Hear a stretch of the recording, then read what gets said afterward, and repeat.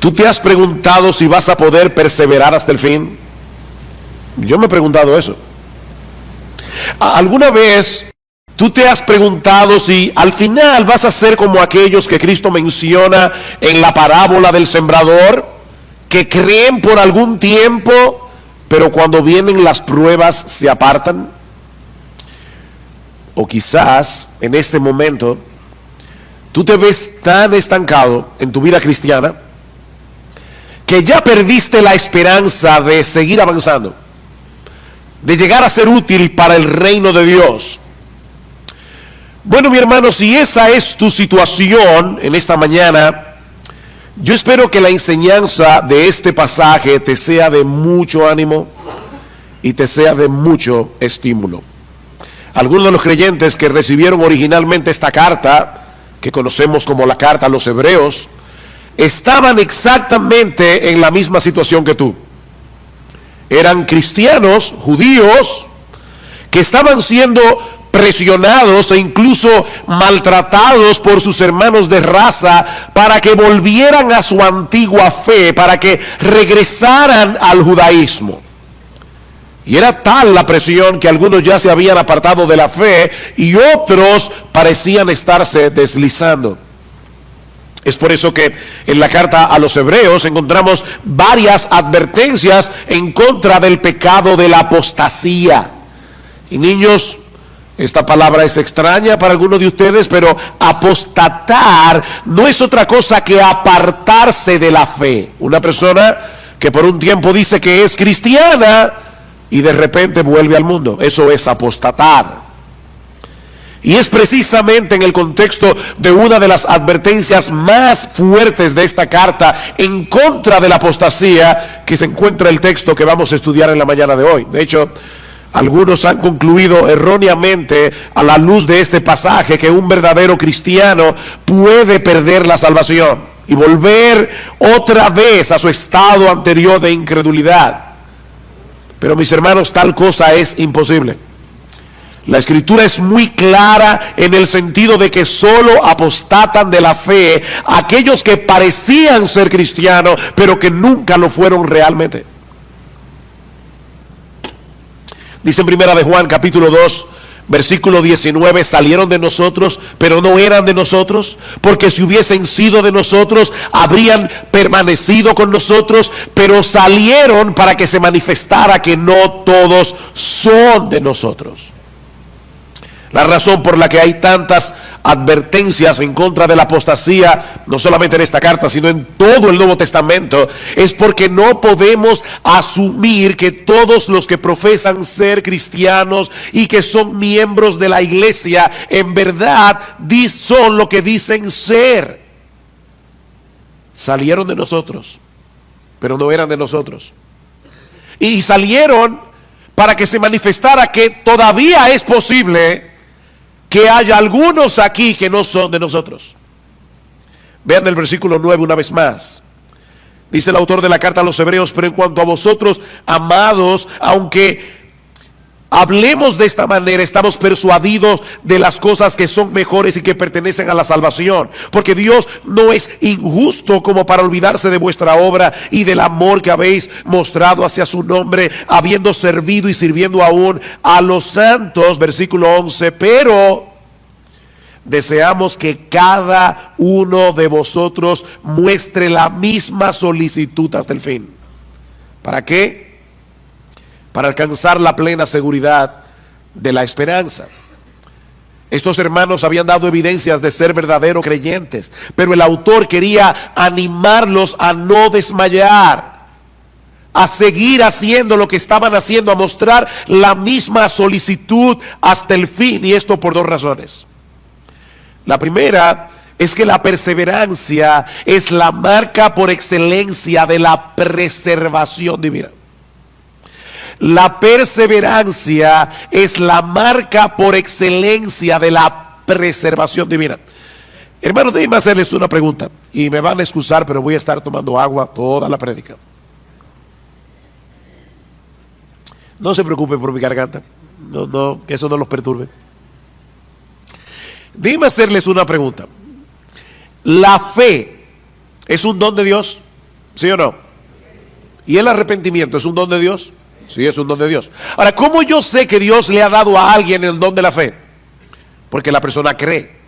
¿Cómo yo sé que Dios le ha dado a alguien el don del arrepentimiento? Porque la persona se arrepiente. Bueno, ¿cómo yo sé que Dios está preservando a alguien? Porque esa persona está perseverando. La fe verdadera persevera hasta el fin, como vimos en el texto de Primera de Juan. Pero por otra parte, el autor también quiere ayudar a los verdaderos creyentes de esta iglesia a que puedan experimentar la seguridad de salvación. ¿Lo vieron en el versículo 11? Que muestre la misma solicitud hasta el fin para alcanzar la plena seguridad de la esperanza. Que puedan estar seguros de que son salvos.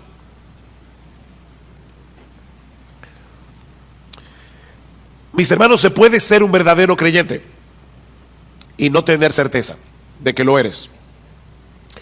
La seguridad de salvación no la tienen todos los cristianos. ¿Oyeron eso? O deben ponerlo de otra manera. La inseguridad de salvación no es una prueba de que no somos cristianos. Hay muchos creyentes que van a llegar inseguros al cielo. Y hay muchos impíos que van a llegar seguros al infierno, creyendo que son creyentes. No todo el que me dice Señor, Señor, entrará en el reino de los cielos, sino el que hace la voluntad de mi Padre que está en los cielos. Así que la seguridad de salvación no es necesaria para ser salvo. Sin embargo, cuando un creyente no puede estar seguro de su salvación, no podrá disfrutar plenamente de la bendición de ser salvo, ni tampoco podrá correr bien la carrera. Noten el versículo 12. Porque yo quiero que ustedes alcancen la plena seguridad de la esperanza, a fin de que no seáis perezosos. El estar seguro te mueve a no ser perezoso. ¿Cómo podremos entonces obtener una plena certeza de nuestra salvación? ¿O cómo vamos a poder seguir avanzando hacia la madurez en nuestras vidas cristianas, de tal manera que podamos ser cada vez más útiles para el reino de Dios? En el versículo 12 nos dice dos cosas al respecto. La primera es que debemos seguir siendo diligentes en el cuidado de nuestras almas. Debemos ser diligentes en el cuidado de nuestras almas. Versículo 12. A fin de que no seáis perezosos, sino imitadores de los que mediante la fe y la paciencia heredan las promesas, para que no sean perezosos. Y la pereza de la que el autor está hablando aquí es una indisposición para el cumplimiento de nuestros deberes espirituales. Tú debes leer la Biblia, tú debes orar, tú debes venir a la iglesia, debes venir al culto de oración, debes leer buenos libros cristianos, debes tener una comunión edificante con otros hermanos en la fe. Esos son nuestros deberes espirituales, pero el perezoso, aunque lo sabe, no lo hace. Dice Salomón en Proverbios 26:13 que el perezoso siempre encuentra una excusa para dejar de hacer lo que tiene que hacer. El perezoso dice: hay un león en el camino, hay un león en medio de la plaza. Imagínense ustedes, yo quiero salir a trabajar, pero hay un león fuera de la puerta de mi casa, así que prefiero quedarme aquí seguro. O dice en Proverbios 15:19 que el camino del perezoso es como un seto de espinos. Él tiene un deber que cumplir, pero magnifica de tal manera los obstáculos que tiene por delante que termina dejando el asunto para otro momento. Y es interesante porque no es que el perezoso no desee estar en una mejor condición espiritual. No, de hecho en Proverbios 13:4 dice que el alma del perezoso desea, pero nada alcanza. Él desea, pero nada alcanza. Le dije que me iban a ver bebiendo agua hoy. No sufran, que yo estoy más interesado en decir este mensaje. Mañana descansaré la garganta. El perezoso no ha perdido la capacidad de desear una mejor condición espiritual de la que tiene. Él quiere, pero no lo puede alcanzar por causa de su pereza. Mis hermanos, si no somos diligentes en el uso de los medios que Dios ha provisto para que alcancemos una mejor condición, nuestros deseos nunca serán cumplidos. ¿Qué debemos hacer entonces? Despojarnos de nuestra pereza espiritual y en dependencia del Espíritu Santo disponernos a hacer lo que debemos hacer en el momento en que debemos hacerlo, aunque no tengamos ningún deseo de hacerlo. Pastor, ¿y eso no es hipocresía? No, eso es diligencia. Eso es diligencia. Yo no tengo deseos de leer la Biblia hoy en la mañana. Pídele a Dios que te dé deseo, ábrela y léela. Yo como que no tengo deseos de ir a la iglesia hoy. Levántate, cámbiate y sin ningún deseo, ven a la iglesia. Ser diligente es hacer lo que tú tienes que hacer en el momento en que tienes que hacerlo, aunque no tengas ningún deseo de hacerlo. El crecimiento espiritual requiere un esfuerzo diligente de nuestra parte. Pero pastor, yo creía que la salvación era por gracia. Y lo que usted está diciendo de verdad parece oponerse a la doctrina de la gracia. Si es por gracia, yo no tengo que hacer nada para merecer la bendición de Dios. Tú tienes razón. Si es por gracia, no es por mérito. La gracia se opone al mérito, pero no se opone al esfuerzo. De hecho, Pablo le dice a Timoteo en 2 Timoteo capítulo 2, Timoteo, esfuérzate en la gracia. Esfuérzate en la gracia. La gracia se opone a nuestros méritos. La gracia no se opone a nuestro esfuerzo. Es en el contexto de nuestra diligencia que podemos disfrutar de la bendición de Dios. No porque ese esfuerzo nos haga merecer que Dios nos bendiga, sino porque Dios ha decretado que seamos bendecidos siendo nosotros diligentes, usando los medios de gracia, la lectura regular de la palabra, la vida de oración privada y corporativa, congregarnos con el pueblo de Dios en el día del Señor, participar de la Santa Cena como haremos esta noche, leer buenos libros cristianos. Dios ha decretado fortalecer nuestra salud espiritual haciendo uso de esos medios. Pero el hecho de esforzarnos por hacer esas cosas no nos hacen merecedores de nada, porque esa diligencia es impulsada en nosotros de pura gracia, en una forma misteriosa que nunca vamos a poder entender. ¿Qué dice Pablo? Por tanto, amados míos, como siempre habéis obedecido, no como en mi presencia solamente, sino mucho más ahora en mi ausencia, ocupaos en vuestra salvación con temor y con temblor, porque Dios es el que produce en vosotros así el querer como el hacer por su buena voluntad. ¿Quién produce el querer y el hacer? Dios lo produce. ¿Quién es el que tiene que ocuparse en su salvación? Tú y yo debemos ocuparnos en nuestra salvación. La obra de Dios nos impulsa a obrar. Y precisamente por eso Él se lleva toda la gloria en nuestro esfuerzo. Pero toda bendición que nosotros recibimos de la mano de Dios no es por nuestro esfuerzo, es por los méritos de nuestro Señor Jesucristo. Bendito el Padre, el Dios y Padre de nuestro Señor Jesucristo, que nos bendijo con toda bendición espiritual en los lugares celestiales en Cristo, según nos escogió en Él desde antes de la fundación del mundo. Todo lo que nosotros disfrutamos de la mano de Dios es únicamente por Cristo. O déjeme decirlo de otra manera. Aún los medios de gracia que Dios nos ha provisto y el impulso para hacer uso de esos medios son un regalo de gracia. Pero somos tú y yo los que debemos disponernos a hacer lo que tenemos que hacer, no para ganarnos su favor, sino porque ya fuimos favorecidos. Así que no es un asunto de méritos, es un asunto de confianza en Dios.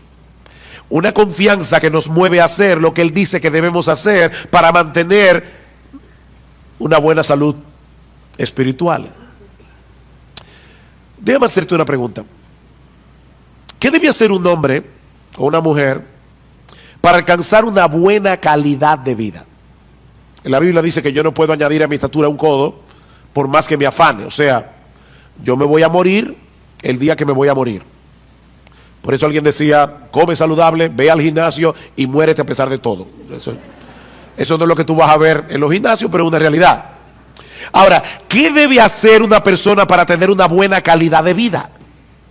Bueno, debe mantener una dieta balanceada, un programa regular de ejercicios físicos, descansar apropiadamente y ese tipo de cosas.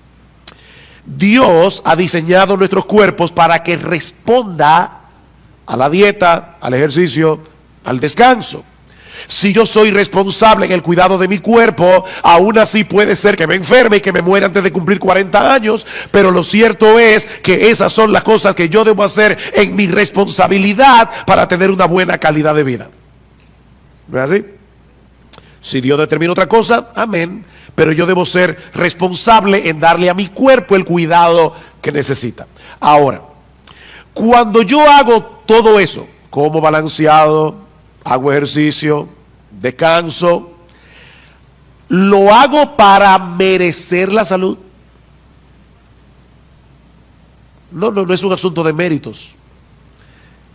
Es un asunto de responsabilidad y de confianza en que Dios me dice que lo haga.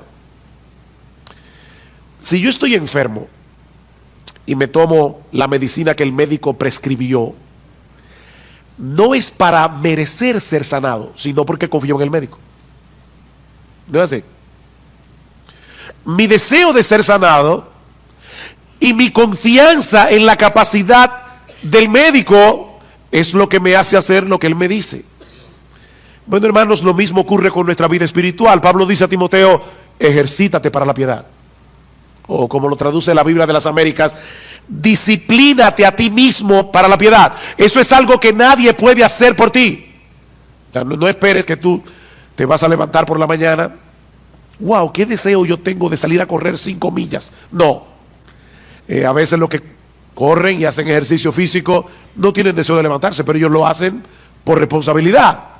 Bueno, tampoco esperes que todas las mañanas tú te vas a levantar con un impulso para leer tu Biblia.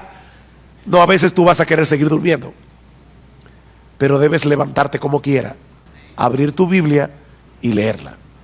Ejercítate para la piedad. Disciplínate a ti mismo para la piedad. Ahora, nunca olvides que son medios de gracia. Eso quiere decir que aun cuando haces uso de esos medios que Dios ha prescrito para preservar la salud de nuestras almas, debemos hacerlo descansando en Él. No en nuestras propias fuerzas o en nuestra propia capacidad. Señor, voy a leer tu palabra, dame entendimiento. Abre mis ojos para ver las maravillas de tu ley. Alimenta mi alma. Déjame ver a Cristo en las páginas de las Escrituras y aumenta mi admiración por Él. Porque contemplando su gloria es que somos transformados de gloria en gloria. Señor, voy al culto de oración o de adoración. Por favor, ayúdame a adorarte sin distracciones. Por favor, ayúdame, Señor, que yo pueda percibir y experimentar tu presencia junto a mis hermanos en la iglesia. Ayúdame, Señor, para atesorar la palabra predicada de tal manera que obre poderosamente en mi corazón. Ayúdame, Señor. Así que lo primero que el autor de Hebreos nos está diciendo aquí es que si tú quieres perseverar hasta el fin, si tú quieres seguir avanzando hacia la madurez cristiana, debes ser diligente en el cuidado de tu alma, amparado en el poder del Espíritu de Dios, pero tú debes ser diligente en el cuidado de tu alma. Pero hay algo más que debemos hacer, y es aprender a esperar con fe y con paciencia que Dios haga en nuestras vidas lo que Él ha prometido hacer. Vean el versículo 12 otra vez. A fin de que no seáis perezosos, sino imitadores de los que mediante la fe y la paciencia heredan las promesas. El texto no nos dice explícitamente quiénes son esos creyentes a los que debemos imitar, pero obviamente se refiere a todos los hombres y mujeres de fe del Antiguo Testamento que encontramos en el capítulo 11 de la carta a los Hebreos, y de los cuales Abraham es un prototipo. Vean el versículo 13. Pues cuando Dios hizo la promesa a Abraham, no pudiendo jurar por uno mayor, juró por sí mismo. ¿Por quién jura Dios? Por él mismo, diciendo: ciertamente te bendeciré y ciertamente te multiplicaré. Y así, habiendo esperado con paciencia, obtuvo la promesa. Habiendo esperado ¿cuántos años? 25 años. Con paciencia. Pero Dios le dio el hijo. La historia de esos hombres, mis hermanos, quedaron registradas en las Escrituras con un propósito didáctico. Dice Romanos 15: porque todo lo que fue escrito en tiempos pasados para nuestra enseñanza se escribió a fin de que por medio de la paciencia y del consuelo de las Escrituras tengamos esperanza. No es un consuelo para ti leer la historia de Abraham y ver que cuando este hombre tenía casi 100 años y Sara 90 y era estéril, esta mujer salió embarazada. ¿Y sabes qué fue lo que le embarazó? La promesa de Dios. Dios lo prometió.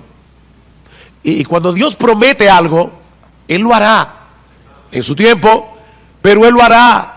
El Espíritu Santo inspiró a los autores de las Escrituras para que dejaran un registro de las historias de estos hombres y mujeres del pasado que se aferraron a las promesas de Dios con fe y con paciencia, aún en medio de circunstancias muy difíciles.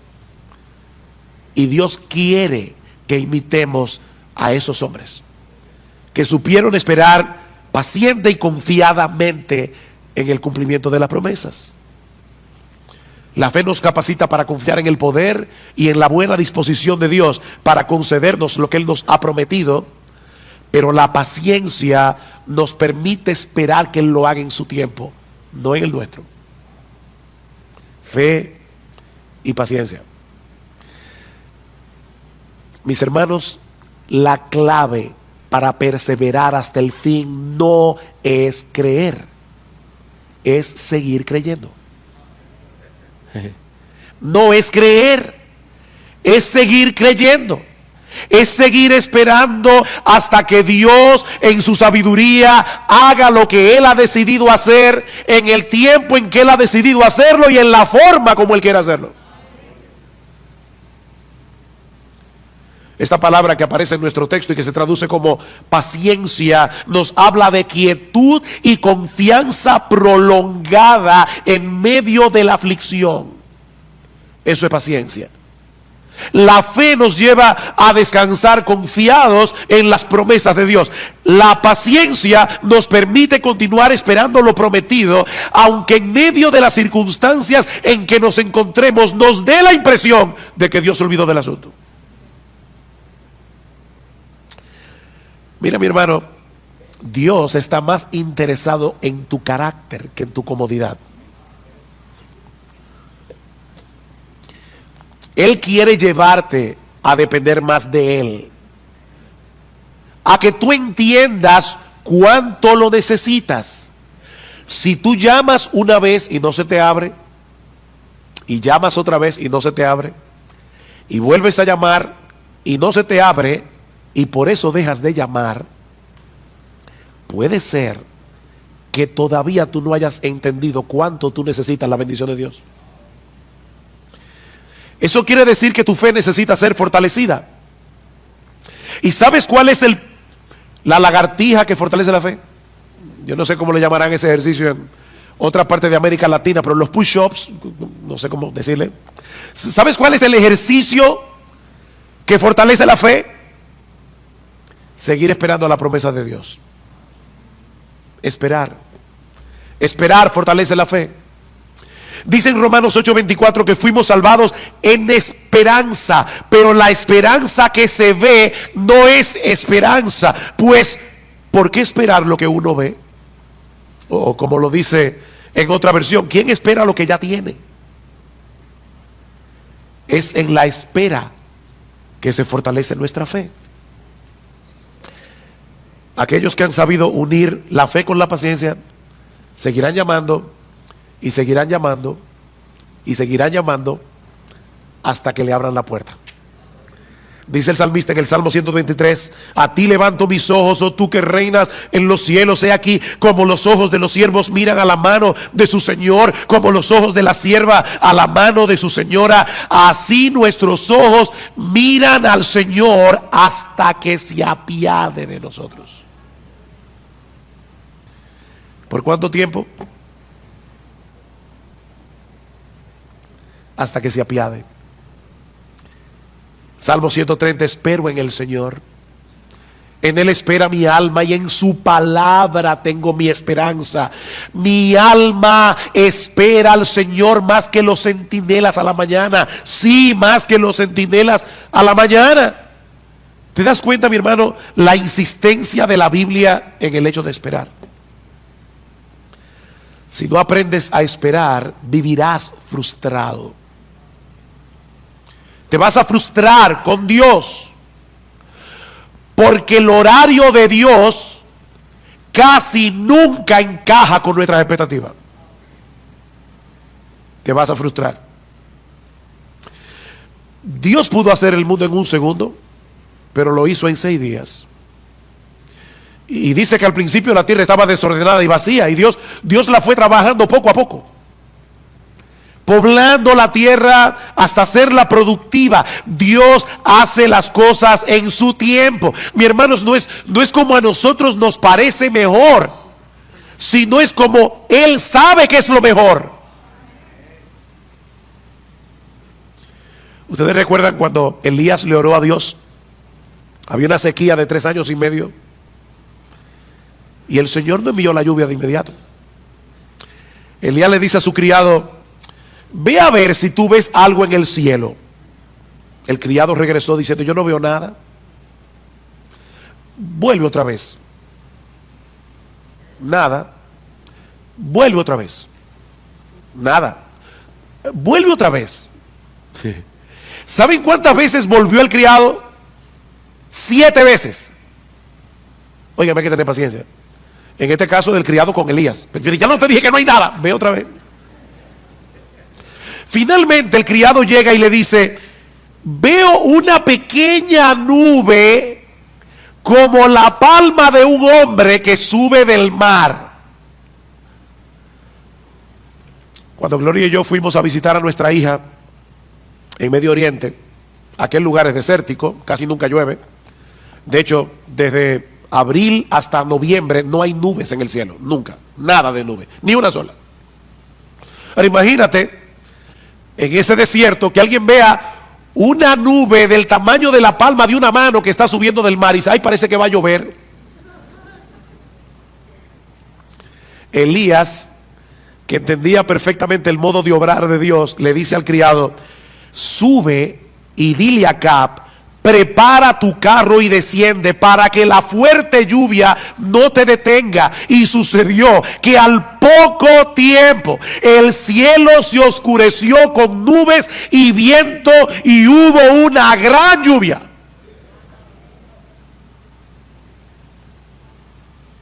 Dios tiene su forma de obrar.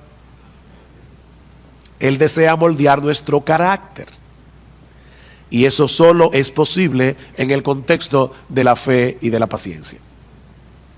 Tenemos un problema, deseamos ser atendidos de inmediato, entendemos que el asunto es urgente. ¿Y saben lo que hace Dios? Dios mueve las cosas de tal manera que todo el mundo esté ocupado y que nadie te pueda atender. ¿Te ha pasado? ¿Sabes qué es lo que Dios está haciendo? Enseñándote a esperar con fe y con paciencia. Tu mayor problema no es que te atiendan. Tu mayor problema es tu falta de fe. y Dios está moldeando tu carácter. Mis hermanos, ¿qué aflicción puede ser mayor que la muerte de un ser querido? Pero cuando Marta y María mandaron a llamar a Jesús porque Lázaro estaba enfermo, el Señor ni se apresuró. Él esperó pacientemente a que el problema se pusiera peor para mostrar más abundantemente su poder. Lázaro finalmente murió y Cristo lo levantó de los muertos. Y en el proceso le enseñó a Marta y a María a esperar con fe y con paciencia. La hija de Jairo, cuando este hombre acudió a Cristo, su hija aún vivía, pero el Señor otra vez se entretuvo en el camino tratando otro caso, el de la mujer que tenía flujo de sangre. Y ustedes saben lo que sucedió. La niña muere y Cristo de nuevo la levanta de los muertos. Estas historias están en la Biblia, mis hermanos, para enseñarnos algo. Cristo dejó que esa niña muriera para que nosotros aprendiéramos a tener fe y paciencia. A veces va a parecernos que el Señor no nos está haciendo caso. ¿Recuerdan la mujer sirofenicia? Señor, ten misericordia de mí, mi hija está posesa por un demonio, y Cristo ni le escucha. Los apóstoles vienen. Por favor, Señor, haz algo para que esta mujer nos deje tranquilos. No es correcto quitarle el pan de los hijos para dárselo a los perrillos. Yo vine primero a los perdidos de la casa de Israel. Y esta mujer le dice: sí, Señor, pero aún los perrillos comen de las migajas que caen de la mesa de sus amos. Y Cristo le dice: mujer, por causa de tu fe, lo que tú quieres te será hecho. Y dice que su hija fue sanada en aquella misma hora. Esta mujer no desmayó, y por medio de la fe y de la paciencia obtuvo la bendición que deseaba. He aquí entonces, mis hermanos, la metodología divina para seguir avanzando en nuestras vidas cristianas y llegar a experimentar seguridad de salvación. Debemos ser diligentes en el cuidado de nuestras almas y ser imitadores de aquellos que por la fe y la paciencia heredaron las promesas. Dios nos ha dado promesas ciertísimas en su palabra, incluyendo el hecho de que Él ha de guardarnos en Cristo hasta el día en que estemos en su presencia en cuerpos glorificados, contemplando y deleitándonos en su gloria por los siglos de los siglos. Él lo ha prometido y Él lo hará. Mis ovejas oyen mi voz y yo las conozco y me siguen, y yo les doy vida eterna y no perecerán jamás, ni nadie las arrebatará de mi mano. Mi Padre que me las dio es mayor que todos y nadie las puede arrebatar de la mano de mi Padre. Si esperamos en las promesas de Dios con fe y con paciencia, tendremos el combustible necesario para energizar nuestra diligencia en el cuidado de nuestras almas. Recuerden lo que dice el autor de la carta a los Hebreos: deseamos que cada uno de vosotros muestre la misma solicitud hasta el fin. ¿Para qué? Para que tengan seguridad de salvación. ¿Para qué? Para que no seáis perezosos. Para que no seáis perezosos. Las promesas de Dios son las que le dan contenido a nuestra fe. Creer en Dios es confiar en su fidelidad para cumplir lo que Él ha prometido sobre la base de la obra consumada de Cristo a nuestro favor. Eso es lo que el autor de la carta dice más adelante. Versículo 16. Porque los hombres juran por uno mayor que ellos mismos, ¿no es así? Hay gente que jura por Dios. ¿Y por quién jura Dios?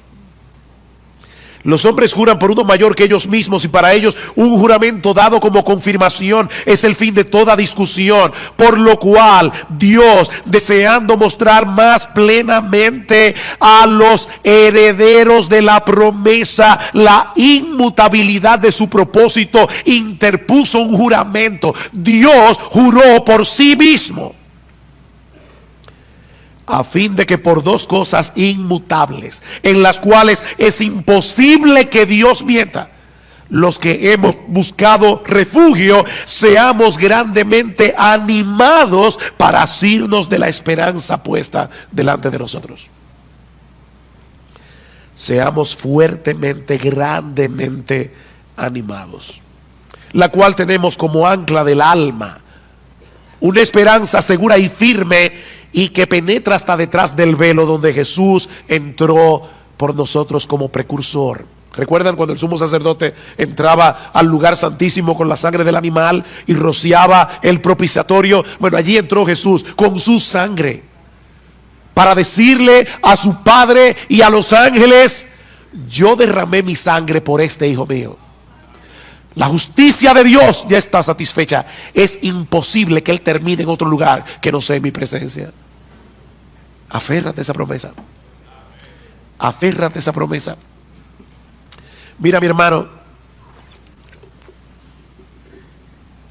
en la misma medida en que seamos capaces de esperar con fe y con paciencia en las promesas de Dios, en esa misma medida seremos capaces de poner toda diligencia en el cuidado de nuestras almas.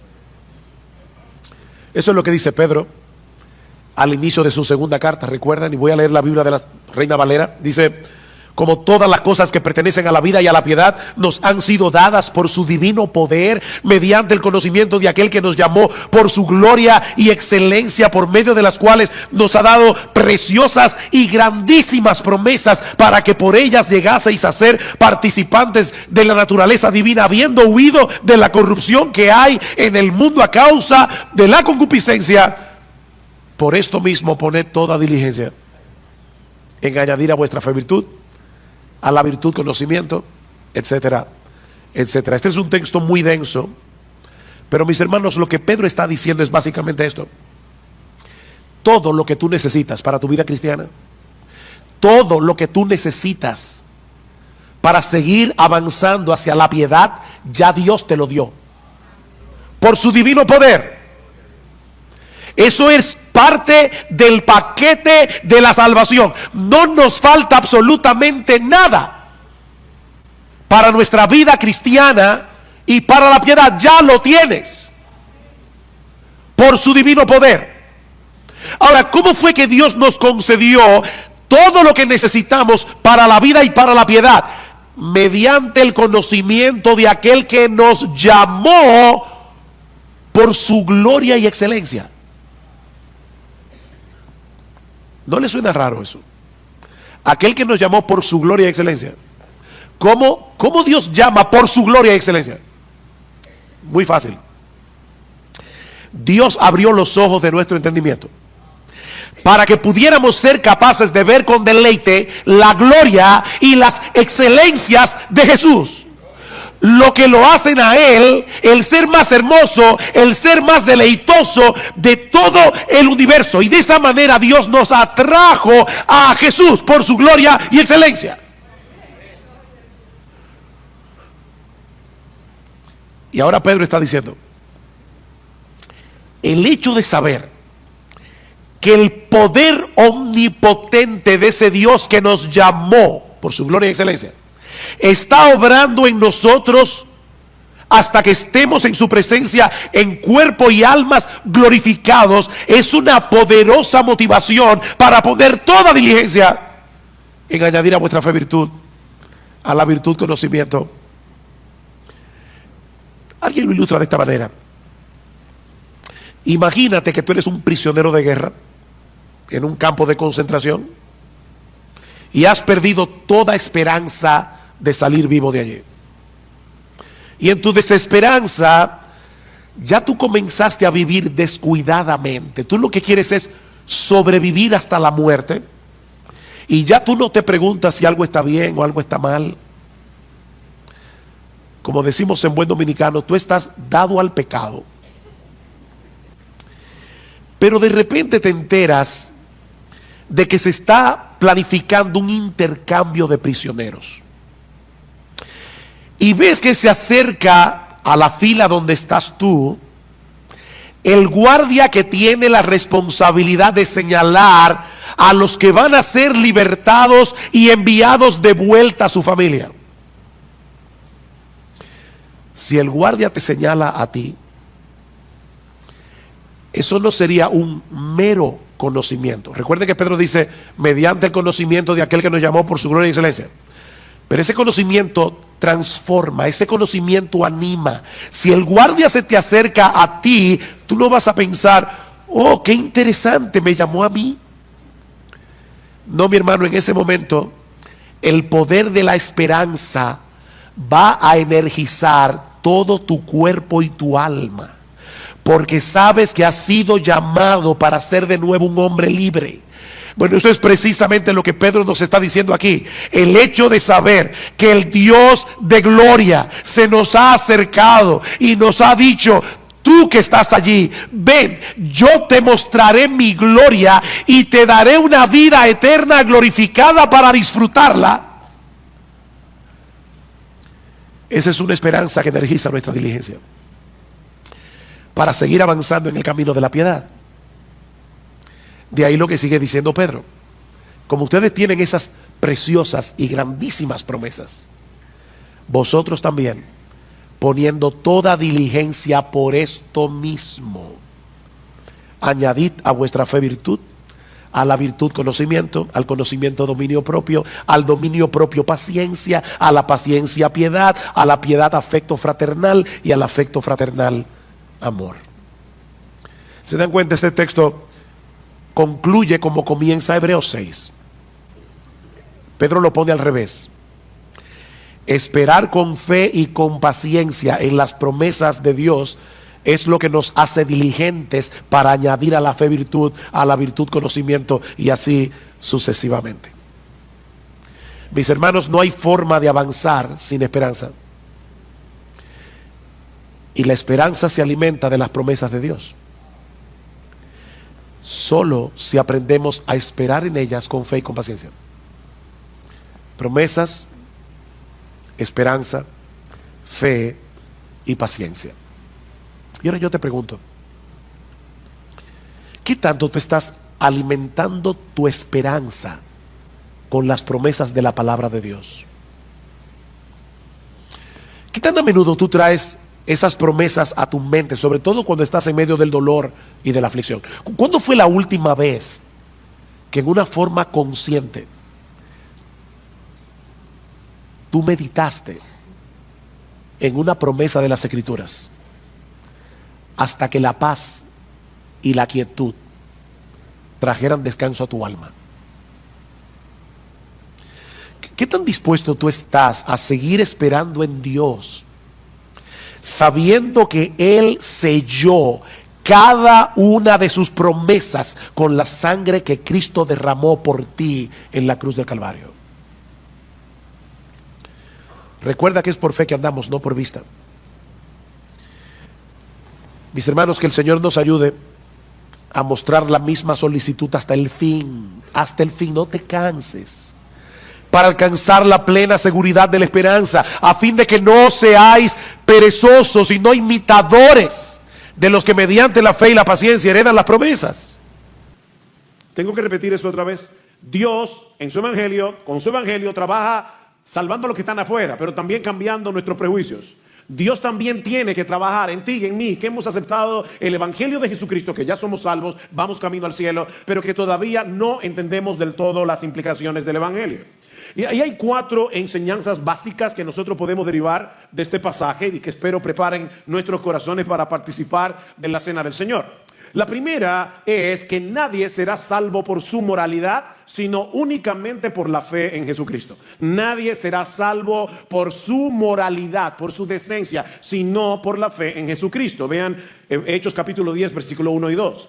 Había en Cesarea un hombre llamado Cornelio, centurión de la cohorte llamada la italiana, piadoso y temeroso de Dios con toda su casa, que daba muchas limosnas al pueblo judío, siendo gentil, y oraba a Dios continuamente. Hay mucho aquí. Un centurión era un oficial del ejército romano que comandaba aproximadamente a 100 soldados. Eran hombres escogidos por su valentía, por su capacidad de liderazgo.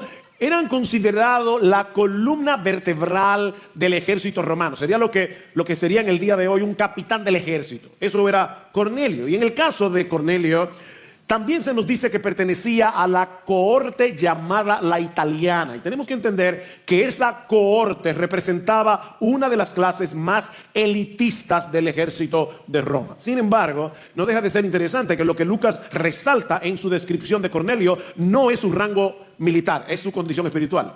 Cornelio era un hombre piadoso, era un hombre temeroso de Dios. Ahora tenemos que entender que esta etiqueta, un hombre piadoso y temeroso de Dios, se usaba en el primer siglo para referirse a gentiles. Y para aquellos que están aquí, que nos visitan tal vez por primera vez en el día de hoy, un gentil es todo aquel que no es judío.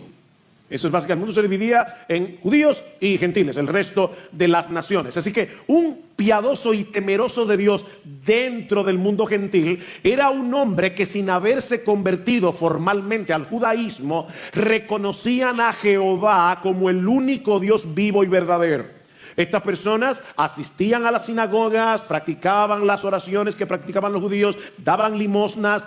Pero un dato interesante, no eran considerados completamente como prosélitos porque no se habían sometido al rito de la circuncisión y porque no habían adoptado plenamente todas las prescripciones de la ley mosaica, sobre todo en lo referente a las comidas, en las leyes alimentarias. De manera que Cornelio era un hombre que tenía muchas cosas a su favor.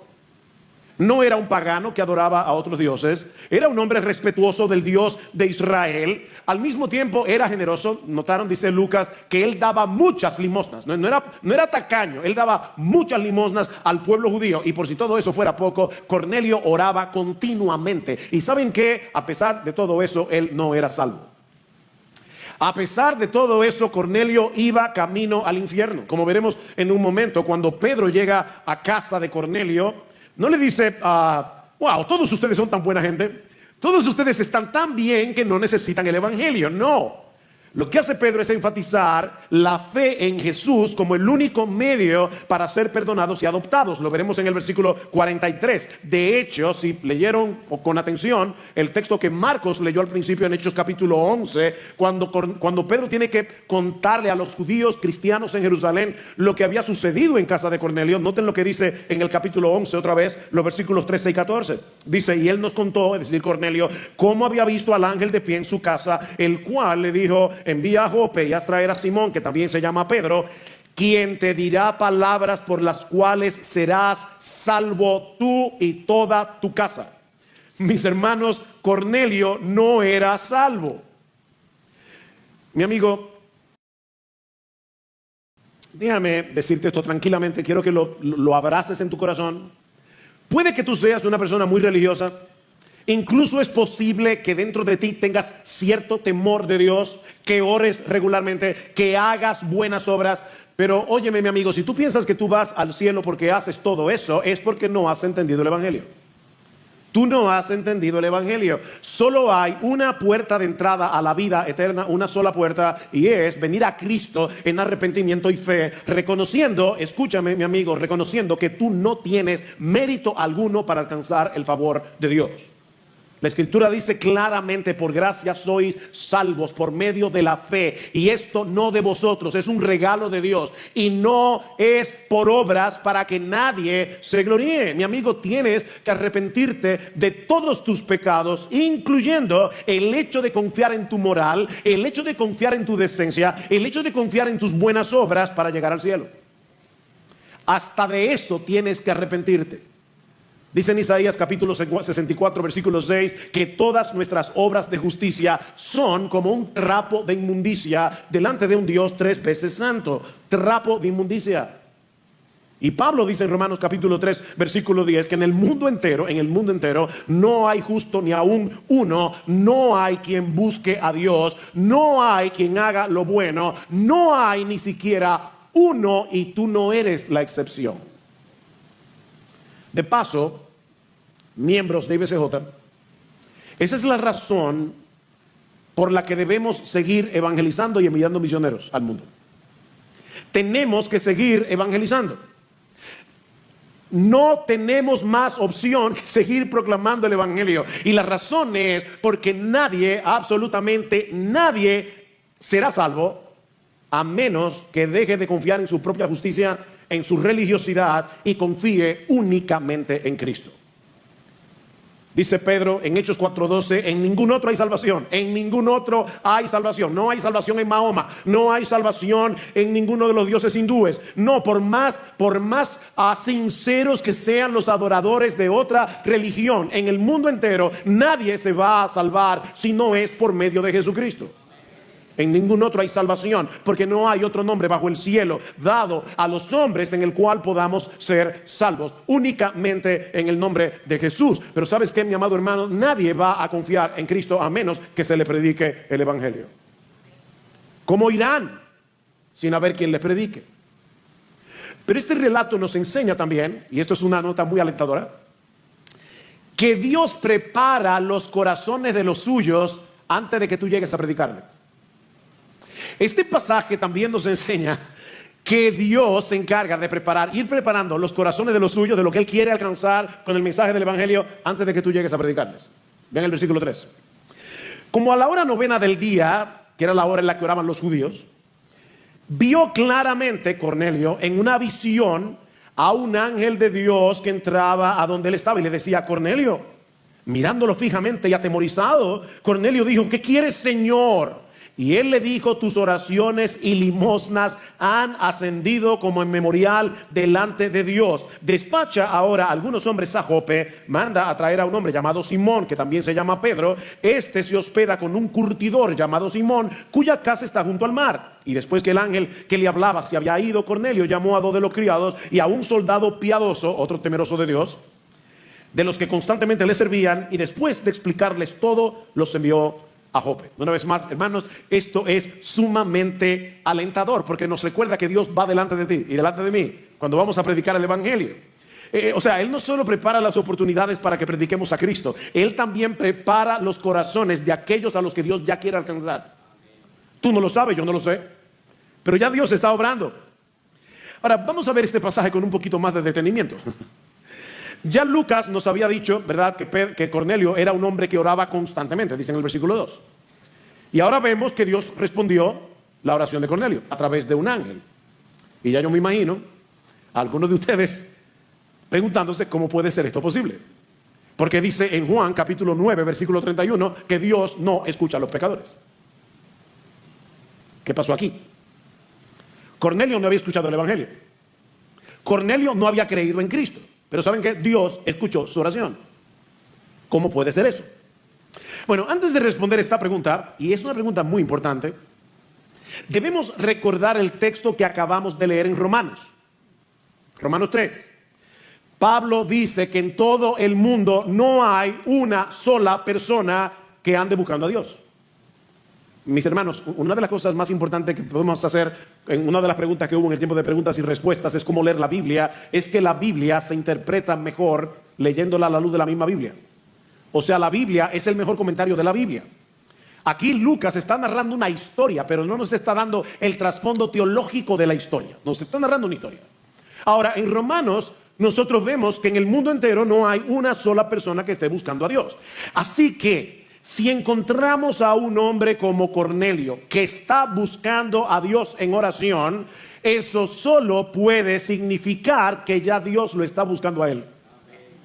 Es la única explicación. Déjenme hacerles una pregunta.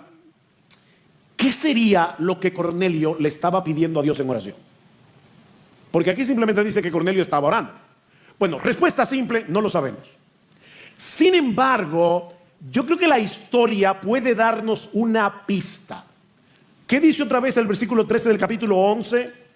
Y él nos contó cómo había visto al ángel de pie en su casa, el cual le dijo: envía a Jope y haz traer a Simón, que también se llama Pedro, quien te dirá palabras por las cuales serás salvo tú y toda tu casa. Como un hombre que simpatizaba con la fe de Israel, seguramente Cornelio se había dado cuenta que era un pecador. Cornelio se había dado cuenta que necesitaba ser salvo. Esa es la conexión que vemos en el texto. Cornelio, Dios ha escuchado tu oración. ¿Cuál es la respuesta? Busca a Pedro para que te predique el evangelio y para que tú puedas ser salvo. Por lo tanto, muy probablemente, yo no estoy siendo dogmático en esto, pero muy probablemente Cornelio estaba diciendo: Señor, yo sé que hay algo que me falta, no te conozco del todo, yo quiero conocerte mejor, hay algo en mí, mi conciencia me acusa.